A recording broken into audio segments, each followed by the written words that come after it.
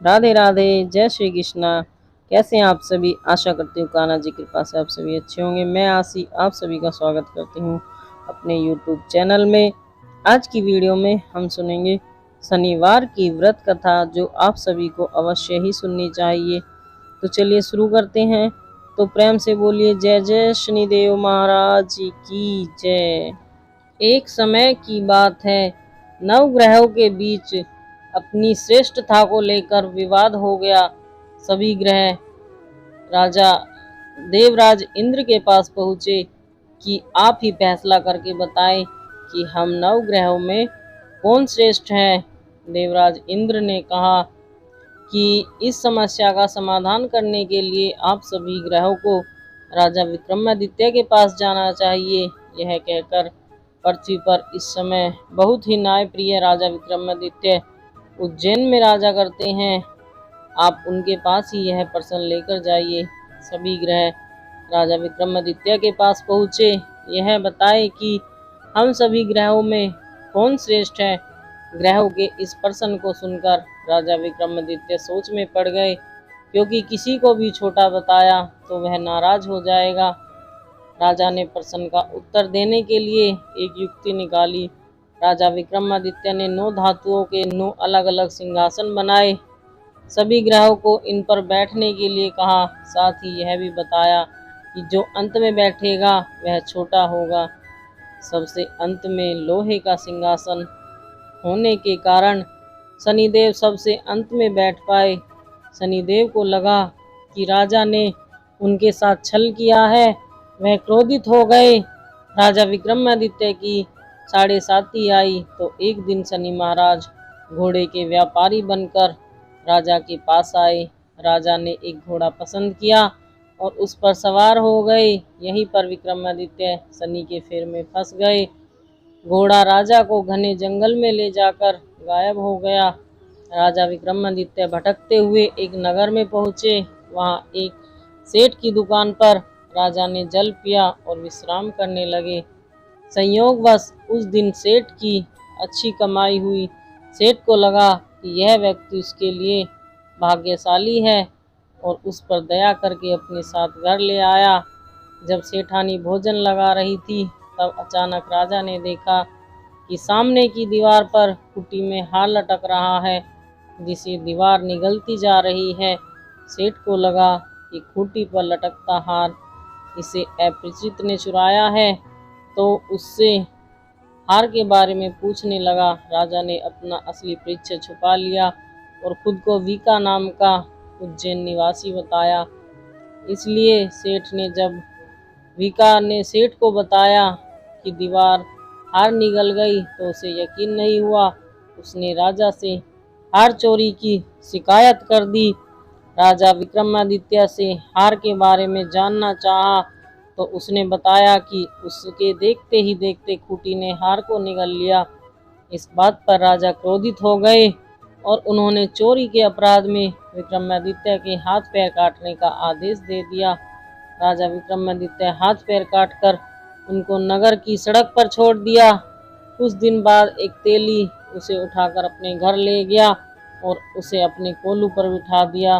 राजा आवाज देकर बैलों को हाँकता रहता। इस तरह तेली का तेल बैली चलता रहता और राजा को भोजन मिलता। शनि के प्रकोप की 7.5 पूरी हुई। वर्षा ऋतु प्रारंभ हुई। शनिदेव राजा विक्रमादित्य ने एक रात मेघ मल्हार गा रहे थे कि तभी नगर के राजा की लड़की राजकुमारी मोहिनी रथ पर सवार उस तेली के घर के बाहर से गुजर रही थी।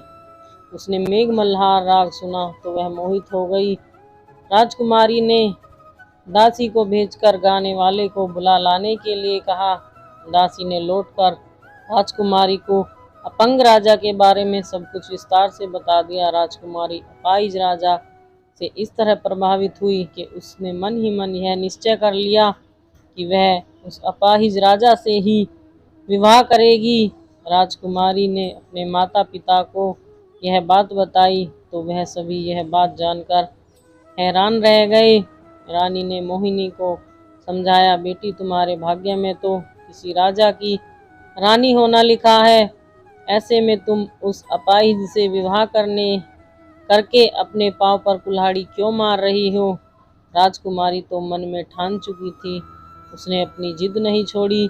जिद पूरी कराने के लिए उसने भोजन पानी छोड़ दिया और अपने प्राण त्याग देने का निश्चय किया। आखिर राजा रानी को विवश होकर अपंग राजा विक्रमादित्य से राजकुमारी का विवाह कराना पड़ा। विवाह के बाद राजा विक्रमादित्य और राजकुमारी तेली के घर रहने लगे। उसी रात स्वप्न में शनिदेव ने राजा से कहा, राजा तुमने मेरा प्रकोप देख लिया, मैंने तुम्हें अपने अपमान का दंड दिया है। राजा ने शनिदेव से क्षमा करने को कहा और प्रार्थना की कि हे शनिदेव, आपने जितना दुख मुझे दिया है अन्य किसी को न देना। शनिदेव ने कुछ सोचकर कहा, राजा मैं तुम्हारी प्रार्थना स्वीकार करता हूँ। जो कोई स्त्री पुरुष मेरी पूजा करेगा, शनिवार को व्रत करके मेरी व्रत कथा सुनेगा, उस पर हमेशा मेरी अनुकंपा बनी रहेगी। प्रातःकाल राजा विक्रमादित्य की नींद खुली तो अपने हाथ पांव देखकर राजा को बहुत खुशी हुई। उसने मन ही मन शनिदेव को प्रणाम किया। राजकुमारी भी राजा के हाथ पैर सही सलामत देखकर आश्चर्य में डूब गई। तब राजा विक्रमादित्य ने अपना परिचय देते हुए शनिदेव के प्रकोप की सारी कहानी सुनाई। सेठ को जब इस बात का पता चला तो वह दौड़ता हुआ तेली के घर पहुंचा और राजा के चरणों में गिरकर क्षमा मांगने लगा। राजा ने उसे क्षमा कर दिया क्योंकि वह सब तो शनिदेव के प्रकोप के कारण हुआ था। सेठ राजा को अपने घर ले गया और उन्हें भोजन कराया। भोजन करते समय वहां एक आश्चर्यजनक घटना, सबके देखते देखते उस खूंटी ने हार उगल दिया। सेठ जी ने अपनी बेटी के विवाह भी राजा के साथ कर दिया और बहुत से स्वर्ण आभूषण धन देकर विदा किया। राजा विक्रमादित्य मोहिनी और सेठ की बेटी के साथ उज्जैन पहुंचे तो नगरवासियों ने हर्षपूर्वक नगर की सीमा पर ही उनका स्वागत किया। अगले दिन राजा विक्रमादित्य ने पूरे राज्य में घोषणा करवाई कि शनिदेव ही सभी ग्रहों में श्रेष्ठ हैं। सभी नगरवासी शनिदेव का व्रत करें और शनिवार को शनि की पूजा करें एवं शनि की व्रत कथा सुने। राजा विक्रमादित्य की घोषणा से शनिदेव बहुत प्रसन्न हुए। शनिवार का व्रत करने और व्रत कथा सुनने के कारण सभी लोगों की मनोकामनाएं पूर्ण होने लगी। जय शनिदेव महाराज की जय। जय जय शनिदेव महाराज। आशा करती हूँ आज की कहानी आपको पसंद आई होगी। अगर आपको कथा पसंद आई हो तो कमेंट में जय जय शनिदेव लिखना ना भूलें।